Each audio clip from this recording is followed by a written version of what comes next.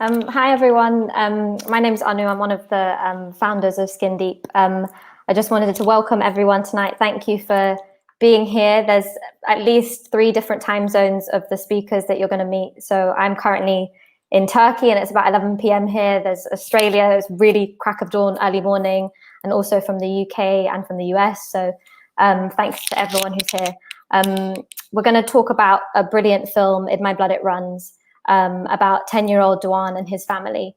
So most of you, I assume, will have already seen it, but it's a powerful story of hope and a reminder of the strength of First Nations people, their families and communities. And we're really humbled and privileged to have some of the filmmakers of In My Blood It Runs with us here. So we're going to spend about 45 minutes talking about quite a few different topics, from collaborative filmmaking to juvenile justice and Indigenous histories. And there will definitely be time at the end for questions. So please add these to the chat that's ongoing on your screen. And we'll come to speak to everyone, hopefully together at the end. But we're really honored to have an Arrernte elder here with us in this conversation, William, who is from the land where the film was made. So before we start any conversation, William's going to lead in a land acknowledgement. So I'll hand over to William. Yeah, thanks, Anna. Yeah, my name's William Tilmouth. I'm a descendant of the Eastern Arrernte people. The country that I'm talking to you from now is the country of the Central Arrernte, a place called Alice Springs, which is right in the centre of Australia, but it's Mbarndawa. We call it Mbarndawa, and that's the traditional name of it. I pay my respects to the elders, the traditional owners, and many of them are in the film, and pay my respect for them and the emerging young leaders of tomorrow, like Duan, and to his family in Borroloola. Yeah, I just want to pay my respects. That's it. And Maya, you want to do it for them up top anyway, or I don't know. I'll add on there, William, then. So we'd also like to pay respects to the Garawa people in Borroloola, who we also made this film with and had the privilege to make this film with for the last 3 years and filming on their country. So while I'm at it, the Kaurna people, because I'm here in Adelaide, which is right down south, and I think it's very important to acknowledge that, you know, our land and the sovereignty was never ceded here in Australia. I'm very privileged to be a settler here on this country. Thank you both. So I'm just going to give a quick introduction to Maya, to William, and to Rachel. Rachel, were you just about to say something that I just already cut you off?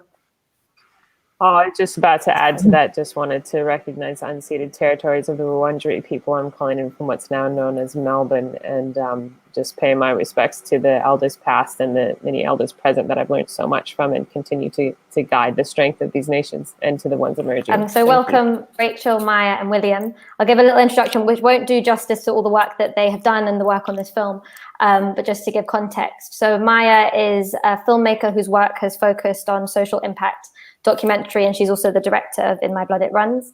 William has given an introduction, and one of the, I don't know if William knew I was going to say this, but Maya had shared with me that he often describes himself as someone who's supported the family to have the courage to make the movie, but was a key advisor throughout the whole filmmaking process on this film and films past as well. And Rachel was one of the producers of In My Blood It Runs, but it was also a critically acclaimed filmmaker and educator in her own right. And has a background in education reform and juvenile justice, and helped in creating the consultation model for the film process. And to introduce myself, so I'm Anu, and I work together with a team running a collective called Skin Deep. And so we work with creatives of colour and Black creatives who are working towards racial justice. I was also the associate director on a film called Rocks, which came out earlier this year, which was built in a kind of similarly collaborative way as In My Blood It Runs. And I actually met Maya in March this year, which in person, in a real life meeting, which was the last real life meeting that we probably all had. at Doc Society's Climate Story Lab, where we were working on a environmental justice documentary. And she very generously shared her experiences of making In My Blood It Runs and the process of collaborative, co-participatory filmmaking. And this film has been a huge source of inspiration and resource in the development of our Skin Deep projects. Because I just, as you've all seen and you'll hear, it's just it's an amazing example of what an equitable and non-extractive and participatory production can be, where the communities and the families that the film is about are centered through the entire process, from start to finish. So I guess, yeah, thank you all for being here. And my first question is, we'll start with Maya for now, but just to understand how you came to meet Dwan and his family. And then for William and for Rachel after that is what made you want to be part of this project and for you all to work together. Beautiful. Thank you so much for that warm introduction. And yeah, it's a real pleasure to be speaking to the Skin Deep audience right now. The history of this film, I suppose, it starts a long time ago, and sometimes we think with films, it takes 3 years to film, and so that's where the relationship starts for many documentaries. But I had the privilege of working alongside and being invited to work with Arrernte families, who you see on screen, about a decade ago, by 2 organisations, Children's Ground and Akilita Healing Centre, which are Arrernte-led NGOs, I suppose, in Alice Springs, on the land where the film was set.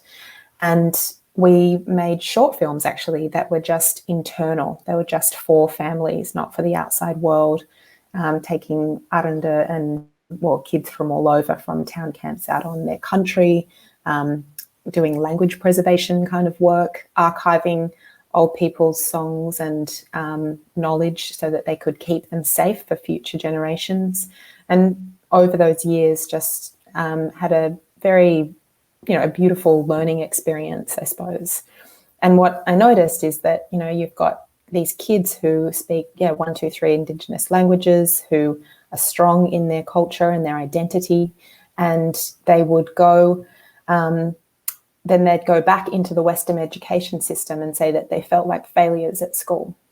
And it was not really any surprise the more I learnt from people, because they're only measured by Western values and only taught in English. That's the status quo in Australia. And MK, who's one of the advisors on the film, she says it very beautifully when she articulated, they're always telling us to make our children ready for school, but when are they going to make the schools ready for our children?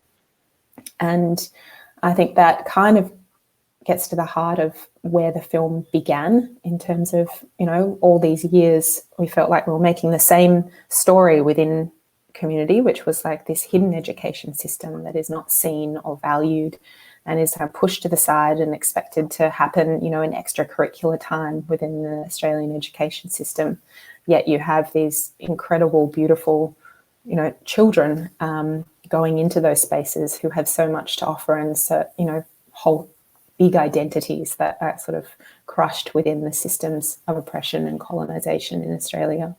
And then I met Dwan at a camp one day, and I think he was like maybe 7 or 8 originally, and he just has this, what you've just witnessed, this beautiful, energetic enthusiasm and kind of poeticism of the way he was describing the world around him. And he bounded up and told me about his Nangra, which is his traditional healing power, and how it was passed on from his grandfather, and how he held that. And I think that, I just thought, importantly, he really wanted a film made about him. And there's not, I suppose there's not that many kids that you meet who are so articulate in the world and so grounded, but also so enthusiastic about how films are made and wanting to hold the camera and, all of that. And so we sat with his families, with his mum and with Rachel, actually, who came on at that point, and William, and a whole lot of elders from those 2 organisations that I worked with, and went, is this a film that, what film could this be? Who are the right people to do it?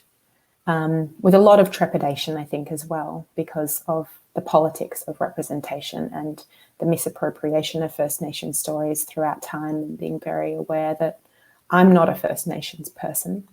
And yeah, I suppose from there we went through a whole series of questions led by Rachel and the other First Nations producers, and felt like we would honour the family's desire to have this story told, but we would adjust and create the way that it was made to allow that kind of the power and nuance and the storytelling to sit within the families, acknowledging that, you know, even First Nations producers and people, there was no way that we could tell this story without, because none of us were from that country, even, you know, other First Nations filmmakers.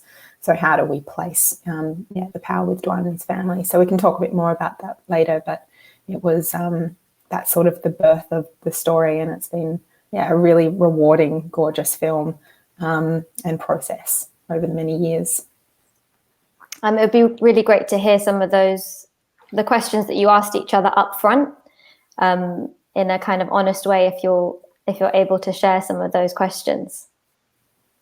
Yeah, sure. I think the questions really are, I mean, mainly who are the right people to make this film, and how should this film be made if it was made, and what are the kinds of things that, you know, Dwan and his family want to say.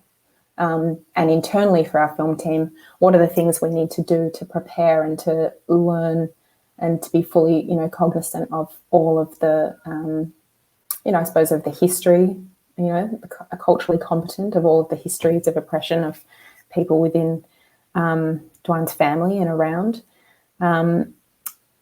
But yeah, they're not easy questions to answer, and it's not like a one-time workshop. And I think for me, as what I've learned from previous films, and I suppose being on screen, my last film was about queer families, about children being raised in gay families, which is my story. I've got two lesbian mums. And you understand what that feels like when you have other people that throughout history have told your story incorrectly. So while I didn't understand exactly how this film needed to be made, I understood, I had a lot of doubt, to be honest, about whether it should be made and how we should do that, and went out and found the people who had the answers, who weren't the people who would tell me, yep, you can go off and do it, of course you should do it. We sat with Rachel, we sat with William, and knew that they would have, you know, a much deeper understanding of how much I didn't know in a way. Yeah. Rachel, so you, for like working in this way and also making films, many films before this, what was challenging and what was liberating about this way of working? I think it's always challenging. It's a great question. Thank you. And thanks for having us again. We're excited to be here. William, feel free to jump in on anything that I might be missing, or Maya.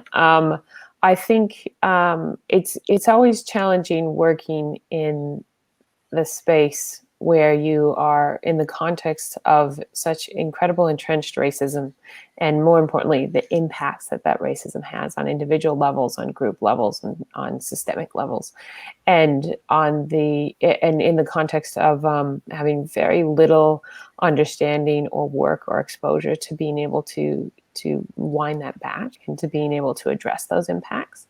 And importantly, I think also one of the key impacts of that is that we fail to see the strength and the incredible complexity and the incredible richness on the ground for our Aboriginal and, you know, communities of color and minority communities generally. So I'm a First Nations woman from Alaska.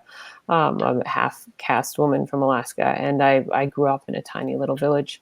And kind of came to this awareness through lived experience, and then dedicated my whole career to social justice films and to education reform for the power that those create. And so I think the difficulty is that there's so much work to do, you know, when you start this process, if you're going to do it right. And it's very rare in my experience that you have people who are willing to do that work, because it's hard work. It's not like, let me just read this and let me just get to know that and let me just understand that. It actually has to happen individually first, and has to happen on a personal level first. You have to be willing to interrogate the way systemic bias has embedded itself in your own consciousness and in your own practice models. And in filmmaking, I think, although there's an awareness of this history of misappropriation, an awareness of the history of racism, there's a long history of really incredible work by other filmmakers and by communities who've held this space for a long time, and by other minority communities. There's still we're still only just coming to this awareness on a systemic level within our industry, within filmmaking, of the fact that we can work differently. Filmmaking is very hierarchical, and there's very entrenched power structures in that. And so it's very rare, unless you're in control of the project, that you can say, we need to adjust the very nature of how we're making films and battle every single stereotype that comes up. So that's a massive challenge generally. And I think one of the reasons I stayed on this project and was asked onto this project is that from the onset, the team, even though, Maya's very generous and very humble in saying what she didn't know, they were willing to start to look at that at least. And I think that's where we all have to start, is being willing to walk down that path. And so that was, the amount of work you have to do to try to get it right was the big thing. But the rewarding nature of it was that we were working inside a community, or invited to work inside a community that has got an incredible history of holding a space and of strength and of guidance and of leadership, and had worked in film before. Dawn hadn't worked in film before, but that the fact that we could sit with all of these amazingly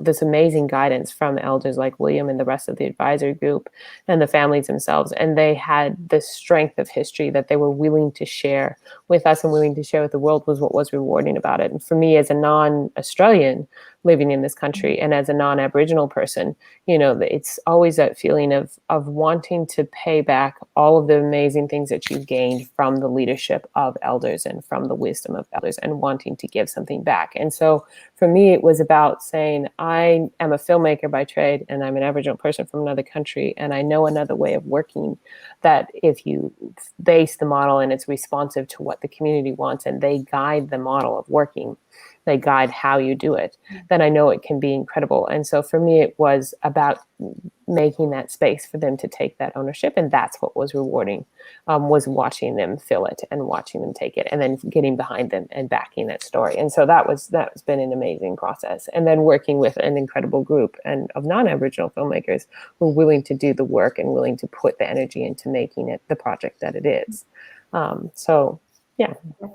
Thank you. There's a real importance of, and what we've learned as Skin Deep from Maya through this process, especially, is the importance of transparency, and how these are models that have been, like you said, been built over generations past. This is not the first time a collaborative film has been made, and hopefully won't be the last. But a lot of the time, those models are not either necessarily public, or they're not platformed within the industry, because they're, like you said, they're not the norm, and you feel like you're constantly starting from scratch. And so from the conversations we have, it feels like there's a lot of work that's being made public about In My Blood It Runs and how it was made as well, so that other filmmakers can take that model and use it in different contexts. Was that part of the plan? That's close. I don't know that was part of the plan in the beginning, but the one thing I'll say about that, which is really, we have gotten so much interest in the model that we've done. And it is really important to recognize the history of filmmaking, the people who've done this before. But the most powerful thing about any model of working in collaboration is when there's space in the power structure for that model itself to be led by the people who are being represented. And so I think we get a lot of people who want to take the model that we've created and go, okay, what are the steps we do? How do we adjust this here?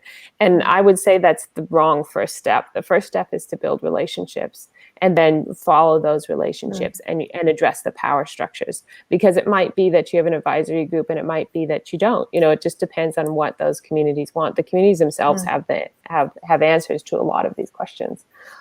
So it's great to see it. It's really exciting to see it kind of break into this space, because hopefully we sort of take down some of these power structures and start making films where we can have these diverse voices on screen in an authentic way. Maya, you were going to say something. Oh, yeah, I was just going to, you get approached by lots of people who are saying like, oh, how do we do it? And we want to make a collaborative film like that. And we want to do that. And it's like, well, what do the people in your film want to do? You know, that's like, start there. And then it's much harder. You can't just like copy paste something that you've done in a specific context. And there's a thing about learning how to listen as well. Like that's the thing about understanding your own bias, like learning how to listen when people say, because people can, you sit with people and say, what do you want? And they will say something. But if you haven't actually undone the biases that are inherent and you're hearing something different to what they're saying, and you miss these beautiful opportunities then.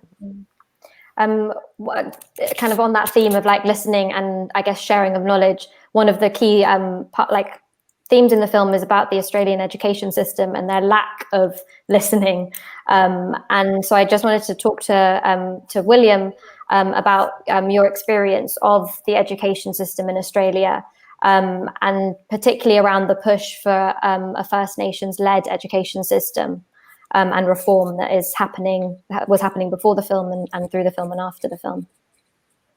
Yeah, I welcome your question in regards to the endeavours of this film, and also the organisation that I chair, which has a lot of the members of this film, members of that organisation called Children's Ground.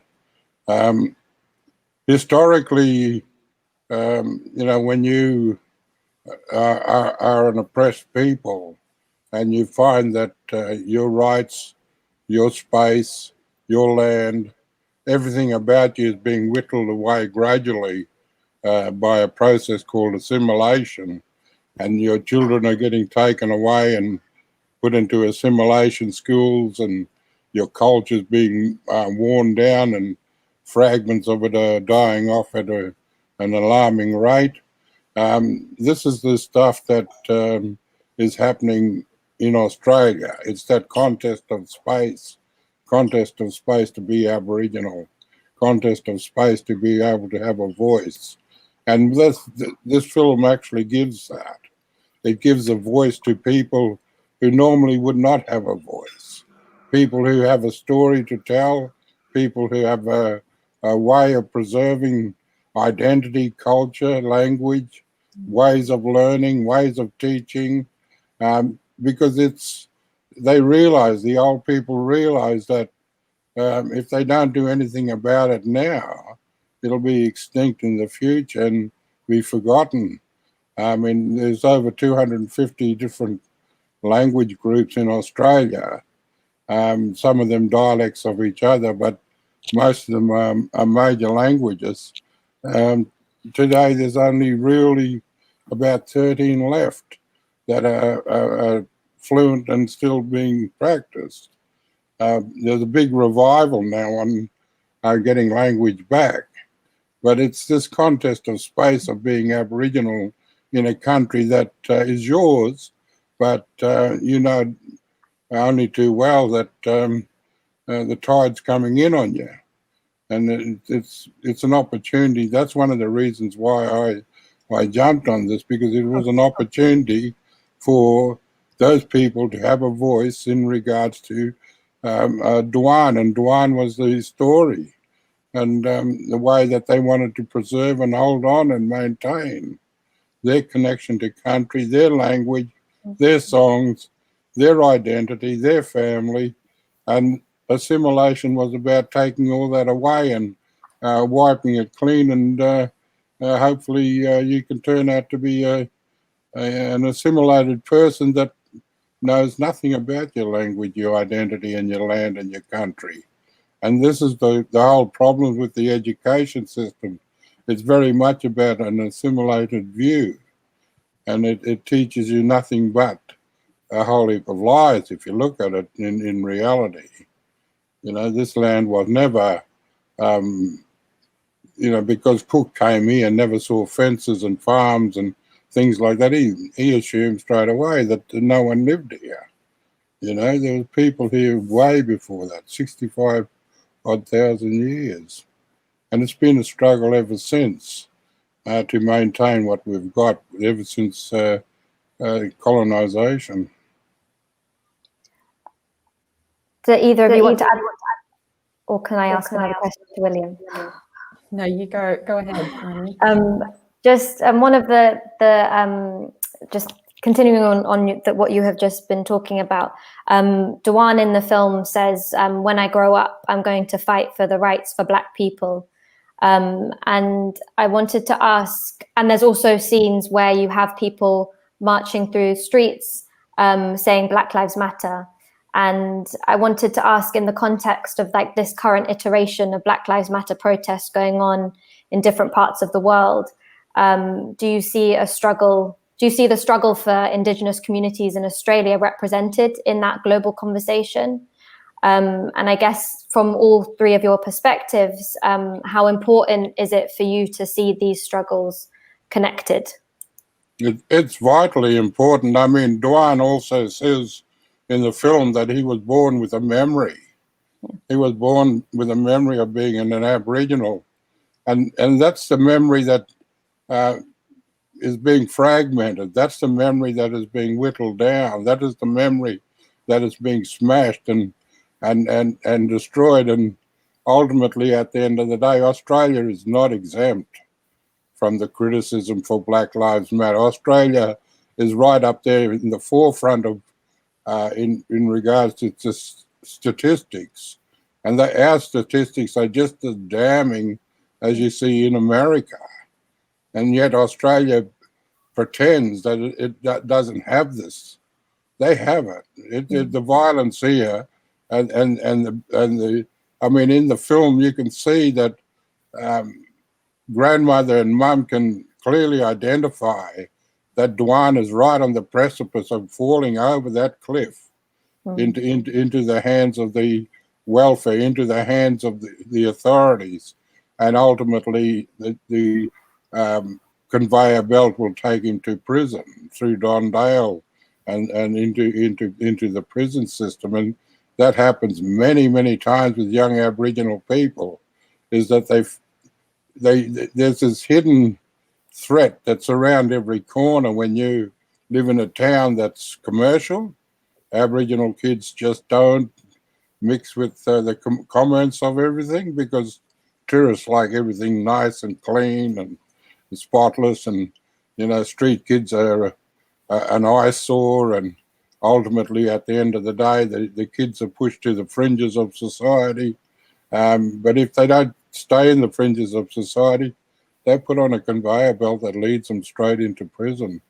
And this is the whole thing about the system. It's punitive, it's draconian, it's reward and punishment. I mean, if you get in trouble, you're on that conveyor belt. You're heading down that road.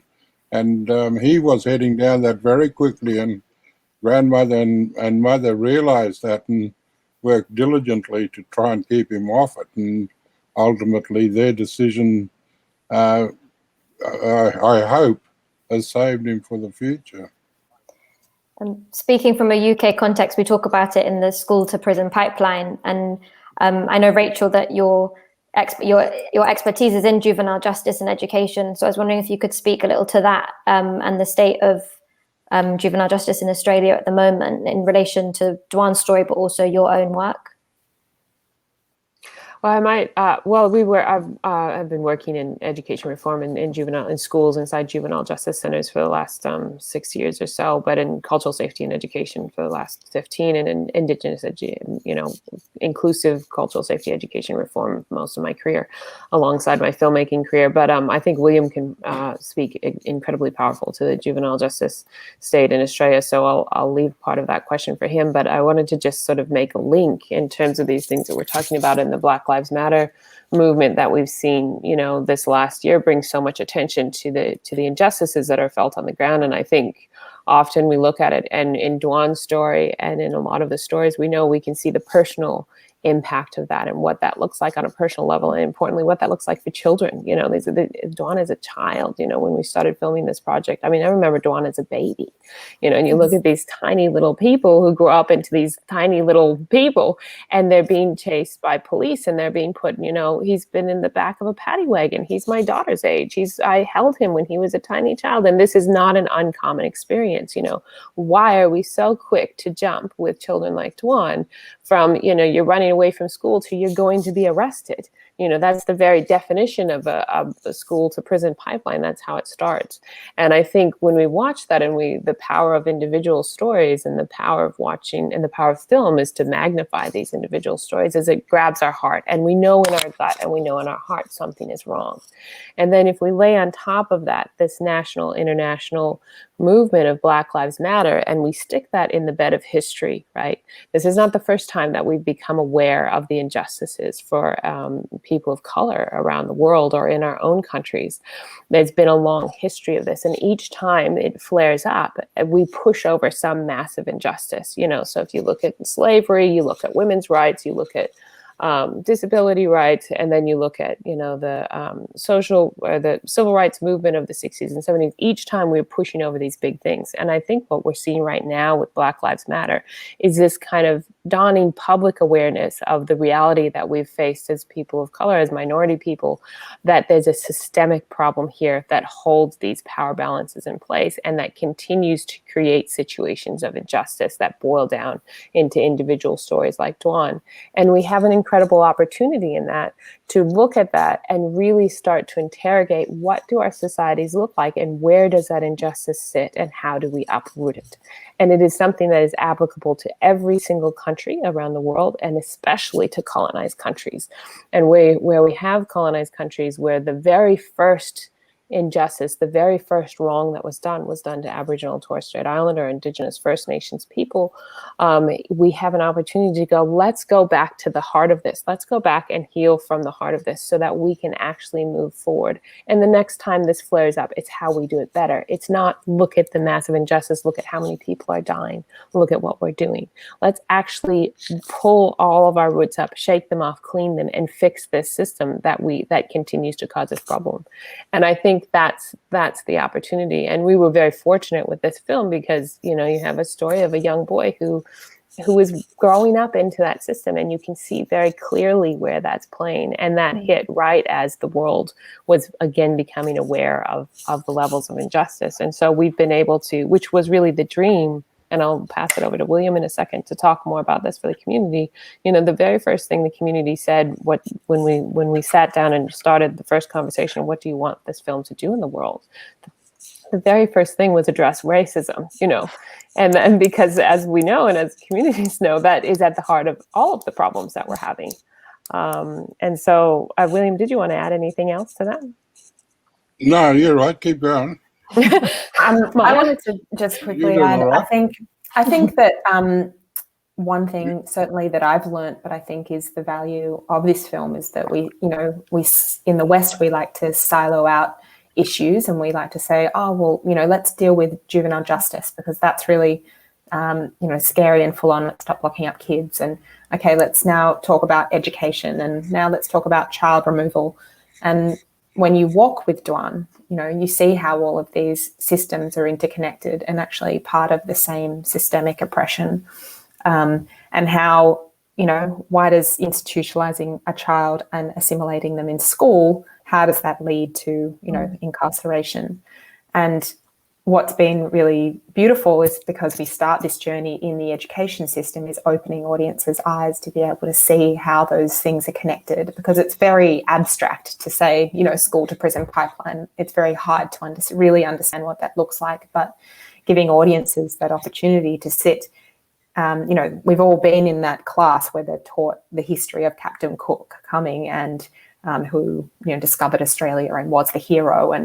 But what's different is we get to sit in the position of a First Nations child who we knows that that's not true. And you feel the injustice from his perspective. And that's what shifts that scene or, you know, that school environment, and you feel it in a different way. And I just thought I might read a little thing from Jim, who's Duan's father. And as we've been doing the kind of outreach, Jim has become much more outspoken and being able to see the links even himself around what is important and where the change needs to happen. And he stood up at one of our hot docs screening and said, all the families came together and agreed on what we wanted changed for our children. All the solutions for our kids come from empowering our people to be in control of their own lives. Right now, it's not like this in Australia. We want to run our own schools in our own languages. We want our kids to know their history, their language, their culture, to know who they are and where they come from. We know they need a Western education as well, but we all need to come together as one. Right now, our kids only get a Western education. In other countries, Indigenous children can be taught in their own language at school. Our children should have this too. So I think, what's very beautiful is also for all the families and for First Nations people around, Australia and the world, seeing the value of education reform being, really core to systemic change. Thank you, Maya. I wanted to also ask about, this is kind of a bit more about going back to what we were saying about the filmmaking process, but linking it to exchanges of learning and I guess like the theme of like healing that comes throughout the story and throughout the film, and Dwan obviously is a healer himself, but thinking about it as the potential for a film or a story to have a healing process as well. So Maya, I wanted to ask you about your responsibility and role as a filmmaker in what happens when a film is done. So you can have these conversations for years and months and with the communities that you're part of and your filmmaking team. But what happens in terms of your duty of care to these communities, to the families that you've worked with, and also to each other? And yeah, so that's my first question. Yeah, and it's a beautiful question because, in traditional extractive kind of documentary practices, this is not even the topic of conversation. It might, I think documentary filmmakers throughout time have had an implicit kind of, connection to the people in their film, and it's, it really varies. But I think as an industry, we need to think about how do we explicitly land these ideas of duty of care and put them in our contracts and make them part of our process and make them part of our training as storytellers. With this film, it's sort of, it's a double time because you've got, a kid as well who's growing in his understanding of what it even means to be in a film. I think, similarly for this film, similarly with the model of making, we had duty of care as part of the conversations from early on, and the whole way through production, the whole way through the kind of impact and release of the film. And so families were, continually guiding what kinds of things they thought Dwan might need in particular to sustain, the pressure of having your story so publicly out there. And some of those, examples of that was like families said, or whenever Dwan goes, to a big film festival, or if he goes on a tour, or if he does something, leaves home, we would like some support to be able to go out, for a week and on country to ground him back his grandmother was concerned about him getting a big head as well. So she really wanted to ground him back on the land. So things like that we facilitated and made sure that happened. But I think also importantly, it really does come back to that model throughout. So you're talking about healing and about empowerment, and I think process is so important. You cannot celebrate in something that you've made if the people in the film essentially feel uncomfortable about something that happens in the film, or they feel like their privacy has been violated in some way. So I think that process of everybody feeling really happy and excited about this film, and sure, there were lots of hard moments in deciding what went in and out of the film, but by the end, we celebrated together. We took all family members over to hot docs. I think there was 8 Arrernte, people who had never been overseas before, and that was incredibly exciting. And also, over to the United Nations, where Dwan became the youngest person ever to address the Human Rights Council, which was pretty incredible. And just continuing to walk that path alongside and, treating people as your equal creatives, can go on for a lot longer. But I think also in documentary, and for me personally, like, it doesn't end when the film stops as well. These are relationships that will have ongoing, and yeah, that's a beautiful thing. Duan's new little sister, her middle name is Maya, so they've made sure that I'm going to be there looking after family for a long time.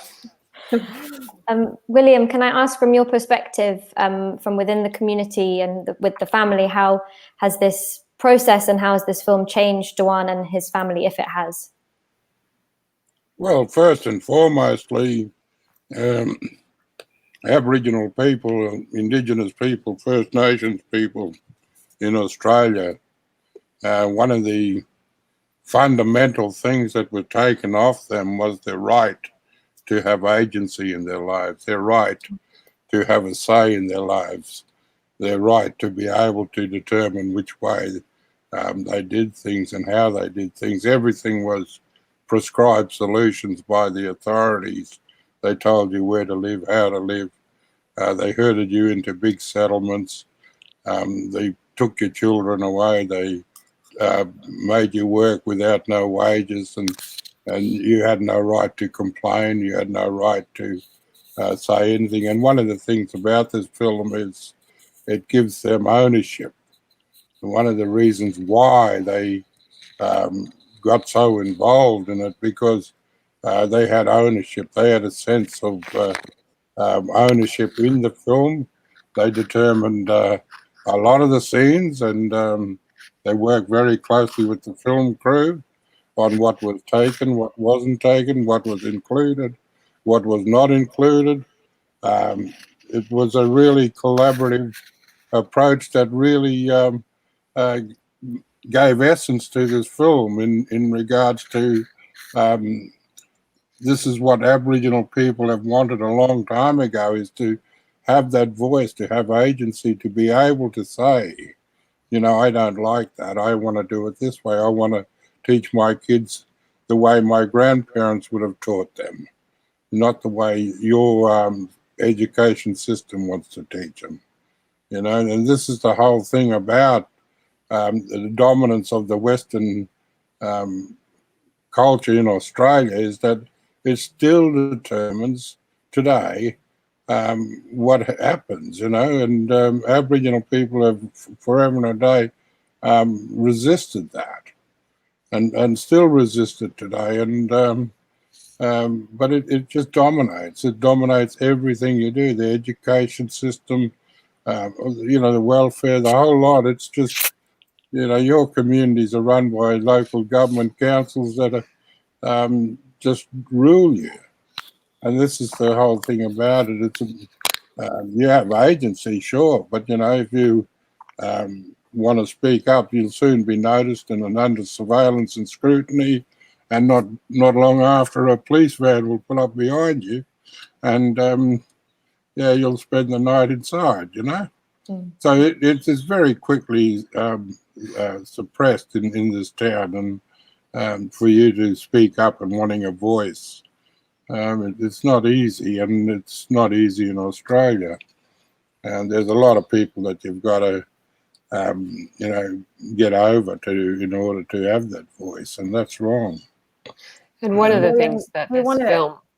I was just going to say, William, do you want to tell them about the Hidden Valley premiere, which was like how family felt and how they led that? Oh, you could feel the pride. You could feel the enthusiasm. You could feel, you know, the vigor of people. People were, you know, really, really extremely proud. It's the first time it's ever happened in their town camp, and they took it on with gusto, and they were so proud of it. They dressed up. They went out, and we had over 400 white fellows sitting in a town camp at night. Watching a film unheard of, but no one was threatened, no one got in trouble, no one. We had our own security. They were the locals themselves, said we'll do it, and they became the security. And they, you know, people were, you know, any nuisances, they were given a hamburger and sent home. instead of instead of locking you up, they were given a hamburger and a Coke or something, and off you went. Sat down and had your dinner. So it was well done. I mean, that's the way things should be done, with the community at the forefront of it all. But too often people sit back in their ivory towers and prescribe solutions for you. Solutions that they know nothing about you. And so they'll sit there and say, oh, this will be good for them, and let's do it this way, and, let's maintain the old system that has oppressed them for years, and we'll just tweak it at the sides, and it's a variation of yesteryear. So, yeah, it's there. Is that what you want to do, Maya? Yeah, that's great. It was such a special night. I think I've got time before, because there are questions from the audience. So I'm going to ask one final question, but just to appreciate and pay respects to how difficult it can be, but also the kind of value of abandoning the systems of hierarchy that you spoke of within the filmmaking process, and having respect for and empowering the people at the center of the story, and for them to hold authority and responsibility for the storytelling themselves. So my final question from me, but there's going to be other questions from others, is from all your perspectives, and I'll come to Rachel first, what is your, I guess, the importance of legacy to you, and what do you want the legacy of this film to be? That's a great question, and we haven't, it's beautiful to have this conversation with you today, such nuanced and in-depth questions about real issues that, the whole reason we made this film. So thank you, Anu, for your amazing, support of this process. I think legacy for me would be across a number of issues. So first and foremost, as with everything we've done, the first legacy for me is what impact it's had on Dwan and his family directly, as a young person and as a child growing up, and as somebody who, I've spent my whole career also working with young people in that beautiful age where they're becoming aware of the world, and they are still full of hope and possibility and potential, and they have an innate sense of justice, and they are coming from these rich heritages, but they're coming into a world that is hell-bent on crushing them. And so for me, if we have done nothing else, we have just made a little bit of space in this young man's life for him to hold on to that, to hold on to the strength that he had. And really, it's that space has been made by the family and the community. But if we've helped out in any way through this process and given him that, and we continue to give him some support, which Maya's holding a lot of the pieces of, and which I think she'll give an update on him in a second, then that will be the world for me, as somebody who knows what can grow out of that for an individual child. And then because he's an Aboriginal child, and because as an Aboriginal person, we exist in communities and we exist together and we pull ourselves up together. And that's why this work is so important. And that's why it's often hard for Western systems to understand, because we always look at the one individual person. We never understand that this is a child who lives as part of a family, as part of somebody who's got many mothers and grandmothers and grandfathers and a whole community that are holding him. If our next bit of legacy can drive any sort of attention and shift any sort of landscape, even if it's a Hearts and Minds campaign, to understand the incredible work that's happening on the ground by our partner organizations, by the elders in this community, by elders and organizations across the country and across the world who are holding these spaces, who are revitalizing their incredibly intricate education, health, justice, land management, governance systems. And as the kind of dominant society, we can start to look and see what that looks like and start to return power to the people themselves, even if we contribute to that in some way by just opening the door a little bit and cracking some light on that space that we've ignored. Then that will be amazing. And then into our own film, into the own industry of film, reminding our industry how powerful and how healing stories can be, and how sometimes they can just be that spark that we need in ourselves, in our own influences of power, and in our societies to be able to bring about justice for everybody. So that's what I hope the kind of broad legacy is, without going into the very specific. There's a long impact campaign that we haven't touched on with this. Maybe I'll leave that for somebody else to kind of add to. But there's the very direct impact goals that we have from our families and guidance we continue to do work on that, and our contribution to that is very meaningful for us, for all the work that we put into it. So yeah, that's what that would mean for me. Thank you, Rachel. William, what does it mean for you? The film itself, In My Blood It Runs, is in essence a campaign for systemic and structural change. Change in the way that we are treated and thought of by the powers that be. Change in the way that we are perceived through the lens of racist Australia. Change in the way that the world thinks of us, and we are not capable of independent thought. To change in the way that they stop treating us like children. This film gives voice to the people whose voices were suppressed, and through their love, they found a solution. And I can only hope that that our dignity we won't forego, and we won't forego our hope in regards to that there is an answer out there. It's a sad indictment to have to say that in this day and age, but I think global warming will start testing the strength of these dominant societies to the extent that they will start looking at the value of community. And I think that's where the answer will lie. Thank you, William. And Maya, just the last one from you. So I think that seconding what William and Rachel had said, and in addition to that, there's one big, I think the value of film is that it can do something that many other approaches methods in social change models can't do. It's a tool of the minds and hearts, and I think that you have the most opportunity to affect cultural change and cultural shift because we, hit people deep. And in that sense, I think that, Megan Dwan's mum, her message to in this film is, I want everyone to know that we Aboriginal people love and care about our kids. And I think that there's so many narratives that hang off that, allow the removal of children or, policing of, families and communities that if people can walk away with that after they watch the film, that is really important.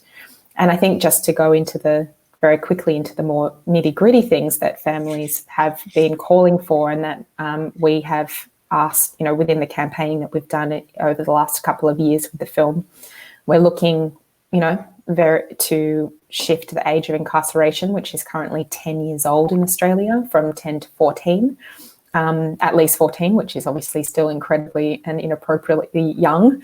But that is something that is just horrendous, that a child Dwan's age can be incarcerated currently under the law in Australia. We hope to see a First Nations-led education system, or at least, the beginnings of that being formalised in Australia. And certainly the film has begun a conversation about something that was very much on the margins. And see our mainstream education system become more culturally safe and more culturally competent, and give teachers the support that they need to be able to affect their classrooms. And, already we're talking to a lot of the major education institutions who are, have open ears for the first time, I think, in history about making these changes. So, yeah. Just some small goals, some small tangible goals. Small goals, that's right. Revolutionize the education and justice spaces and racism. Yeah. All in a day. I think it's not, with a film, it's not until you have a couple of years of hindsight that you can look at the timeline, you can say, oh, actually, that was when that conversation started. And there are so many people who have been working on these issues for a long time, that with a film, you can shine a light on that work that often sometimes gets missed. Yeah. And that's I think that's very exciting, but I want to have time for other people's questions, so I'll pause there. I've got a couple of questions. I'll start with the first question is, I saw Dwan spoke at the UN. How is he doing now? I know, it was amazing. So he was 12. He became the youngest person to address the Human Rights Council. And we went over there with his grandmother and his father. And it was incredible. There was thousands of delegates, and we were all freaking the hell out because it was, very full on, a high pressure environment. And Dwan stood up and he was so calm and collected. He moved from playing with his toy cars up and down the microphone to giving this very beautiful speech. And he said, I want Australia to stop crueling Aboriginal kids in jail. I want my school to be run by Aboriginal people. And I want a future out on land with strong culture and language. And he had, I think we've had over 600 independent articles written about the film, and many of those are about his human rights address at UN. Dwan is, he's in Borroloola. He's still with his father's country. I think it's really nice to quote his grandmother here, Margaret, and she says, Dwan's doing really well now. He's, going to school. He has access to land. The police force is not as intense or have as much scrutiny on children because it's a much smaller place. But he's still an Aboriginal boy growing up in a racist country, so we don't know what the future holds. And I think that answer actually gives, the right amount of hope, but also of reality of what it means to still grow up in this country. And all we know is that Dwan's had a lot of experiences through the film in speaking and traveling the world and seeing other ways that people do things, and we'll continue to walk alongside him as he grows up. Thank you. Another question is for William about the challenges. What are the challenges and benefits of your role as an elder and guide, but also as a bridge between the different worlds? Well, it's heaps of challenges. Benefits are far and few between in regards to what people see as benefits. But, I come from the stolen generation. I was taken away from my family at the age of 5. I was sent to a mission called Croke Island Mission, and my other brothers and sisters were sent to Adelaide, 1,500 kilometres in each direction. And one of the things is that early childhood adversity lasts a lifetime. It doesn't go away. It stays with you forever. And it's something that leaves a vacuum in your life. But it's a wealth of experience, a wealth of understanding. I am the sum of my experiences in that regard, that I can look back and I can use that experience to hopefully guide some young people in the direction that doesn't lead back into that quagmire. And that's one of the benefits of being who I am, is that I do have that experience. I do have that lived experience as an Aboriginal person. And we talk about the juvenile justice system and the prison systems. I've survived both. And I'm still surviving today, but it's been not my design. My first offence was I got 11 and a half months in a detention centre for running away from a mission home. Not even a crime. And that's how the story goes up here. And, ultimately that conveyor belt that Dwan has avoided, I had no one to help me avoid that. And it's just one slog after another. But to get the younger generation to start realizing that, a lot of people have suffered on their behalf, and to carry on with the legacy of those old people, hopefully my grandchildren can carry on mine. This is a question about working with children and with young people. I think for Maya, but I think anyone, Rachel, William, if you want to jump in as well, is that with this film, the children and young people that you see on screen are so magnetic to watch. As filmmakers, what draws you all to telling stories with young people on film? What's so special about it? Such a beautiful question. And I think for me, I seem to have made a number of films with kids now. And I think there is something just very gorgeous, especially around that 10, 11 age, when you're on the cusp of childhood and adulthood. And it's like, as adults, we grow up and we have, the complexity of the world kind of clouds our morality. And there's something that is so beautiful because at kids at that age, because you've got that morality and it's strong, and your sense of justice is strong, and your humanity is strong, but you also are beginning to become cognizant of the greater world around you. And it's at that age, I think, you have the most wisdom to connect sort of like the childhood, fantasy and imagination with what it means to live in the world. And that's why I think, Dwan has taught me so much. And he also speaks in that beautiful sort of poeticism. I think the other thing is that I enjoyed like a little sort of story making this film, is that whenever I would film with Dwan, he wanted to film himself. So he wouldn't let me interview him without him interviewing me first. So there's like a lot of B-roll of Maya talking about my mums and about my life in Sydney and, about what I'm eating for lunch or, whatever it is. But I think that it's fun to have that element of play as well in film, which I think you can achieve with kids as well. It can teach you a lot about the medium that you think you know. So yeah, Rachel. Yes, I would second all of that. The one rule they always say in film: don't work with children or don't work with animals. But I think there's something magical about children, and I think what it is that, as human beings, we all want all children to survive and grow and be healthy and beautiful. And it just by the very nature of them being children, it triggers in us this desire to love and care for them.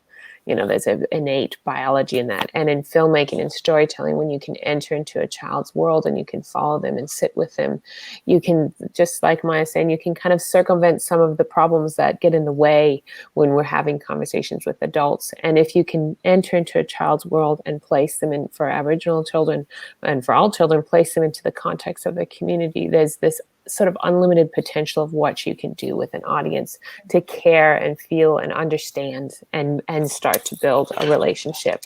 And so, there's something, beautiful and lovely. Children keep things light in that regard, even if they're facing great adversity, and working in those spaces where you know that they're facing great adversity and they know it and we all know it, but there's still that hope that gives us the energy to drive towards making that change. And so for us, that was a big part of it. And also being able to give them an agency and be able to follow that kind of guiding light of that hope for change and that need for change, and putting the camera in a storytelling lens over that, the sky's the limit. So there's something very beautiful and ironic, I think, about this film, where you've got a country like Australia full of these settlers who have no idea about the land and the histories and the worldviews in which they stand on.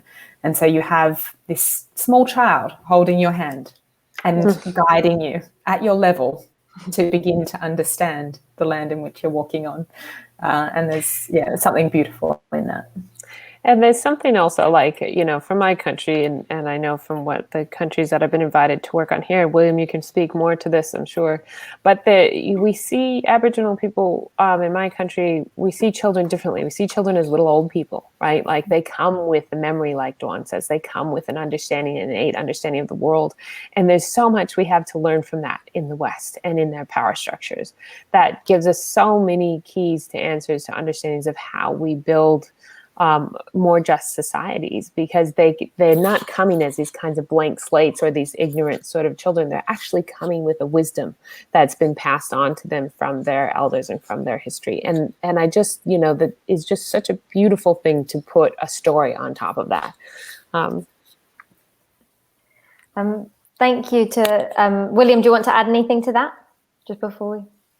No, it's just that children recognize for their importance in society children are recognised for what they bring to the families, and they're given the same prominence as someone who's done 6 years at university studying medicine. So there's your natural doctor, and he's doing a good job. So we call on him when we see him walking past.